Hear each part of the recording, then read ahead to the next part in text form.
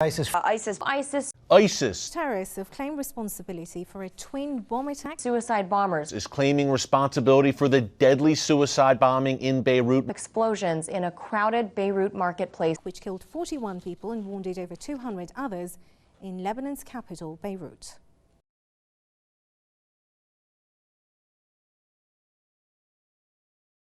Okay. My name is Kaylin Wilson Goldie. I'm a writer and critic living in Beirut for the past 13 years.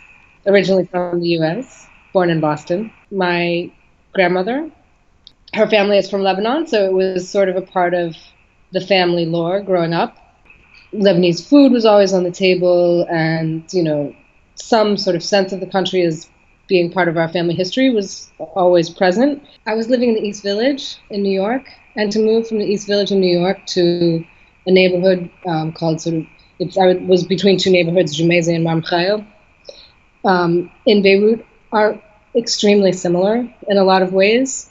The sort of way people interact with each other is very theatrical, and this comes from the language, but the way you say good morning to someone, you say Sabah al-Khair, which is the morning is full of goodness, and then they answer Sabah al-Nur, which is the morning is full of light, and then you answer the morning is full of beauty, the morning is full of the smell of jasmine, the morning is full of the smell of roses. So, and it can go on and on and on, and some people will like really stand on a street corner and go as far as they can. And this is just like a very old tradition and sort of way of dealing with each other that's built into the language. And so stuff like that was obviously very different, but nice and sort of lovely. It was Thursday, and there's this arts organization called Ashgal Alwan, which means shapes and colors in Arabic, that every couple of years puts on this really big, I guess you could call it a festival. I was thinking mostly of this because it opened that night. Nora goes to nursery school really early in the morning, and then I picked her up and I actually took her to the exhibition space. And I was early and the shows weren't ready yet, so I went back home and there was tons and tons and tons of traffic. That's what I remember. And then I came back when the shows were supposed to be ready, and there was very little traffic. And so I didn't know when I was on my way back there, but that the bombing had just happened. And I found out when I got there. So I walked in and none of the exhibitions were ready. And there was a performance that was supposed to happen that had been delayed by an hour. And the director of this organization, she was addressing the crowd, which she normally wouldn't have done at that time, but she wanted to tell everybody what had happened. This is something that we know. This happens, unfortunately, all the time. This is like a routine of our lives. And the thing that was horrible about this particular bombing is that this was in a very, a really popular, densely populated, very mixed neighborhood, right at 6 o'clock, which is when everyone is coming home from work or families are sitting down to have dinner. So it was really something that was calculated to do the maximum amount of harm to people. And that's something different and something worrying. I mean, to live here with any peace of mind, you always have to have a plan B. This is a part of my life now that was never a part of my life before, is that I always know every day, if I have to leave this country today, how will I go? And so now that I have one child and another on the way, it's like, okay, how will I get 3 of us out of here? As a family, we were able to establish that if things really fall apart, we will go to New York.